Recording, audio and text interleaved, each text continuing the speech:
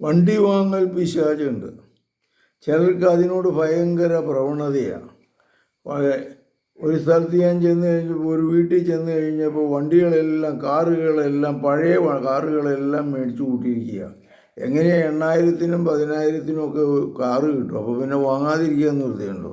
എന്നിട്ട് റിപ്പയർ ചെയ്ത് വണ്ടി 4 ദിവസം ഓടിച്ച് വലിയ ആഘോഷമായിരുന്നു. വലിയ വലിയ വണ്ടികളൊക്കെ മേടിച്ചു കൂട്ടിയേക്കണത്. അങ്ങനെ ഒരു തല. ചിലരെ സംബന്ധിച്ചിടത്തോളം പുതിയ മോഡൽ വന്നു കഴിഞ്ഞാൽ അതിങ്ങോട്ട് വാങ്ങണം. അതാണ് വേറെ. അത് കടം വാങ്ങിച്ചാൽ വാങ്ങണേ, സ്വന്തം കാശും കൊണ്ടല്ല. ഇത് വിറ്റ് 10 പൈസയും കിട്ടുകയില്ല എന്നും അറിയാം. അത് തുരുമ്പ് പിടിച്ചു. എന്നാലും എനിക്ക് ഒത്തിരി വണ്ടി എൻ്റെ മുറ്റത്ത് കിടപ്പുണ്ട് എന്നൊരു ചിന്ത വരിക.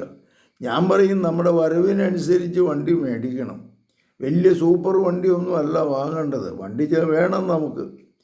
ഒരു കാറ് വേണം, അല്ലെങ്കിൽ ഒരു സ്കൂട്ടർ വേണം. അതൊക്കെ നമ്മൾ അതിന് കഴിവനുസരിച്ച് കടം വാങ്ങാതെ കൊണ്ട് കുറേശ്ശെ പൈസ ഉണ്ടാക്കി ഒരെണ്ണം വാങ്ങുക.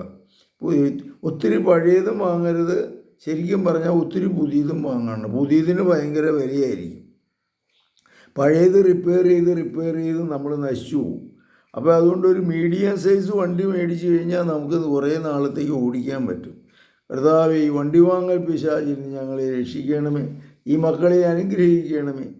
ഇതിനെ ഒത്തിരി ധ്യാനത്തിലൂടെയും കൗൺസിലിങ്ങിലൂടെയും ജീവിത നവീകരണത്തിലൂടെയും കണക്കെഴുതലിലൂടെയും ഒക്കെ ഇതിൽ നമുക്ക് മോചനം കിട്ടാൻ സാധിക്കും. കർത്താവേ, ഇവരെ അനുഗ്രഹിക്കണമേ.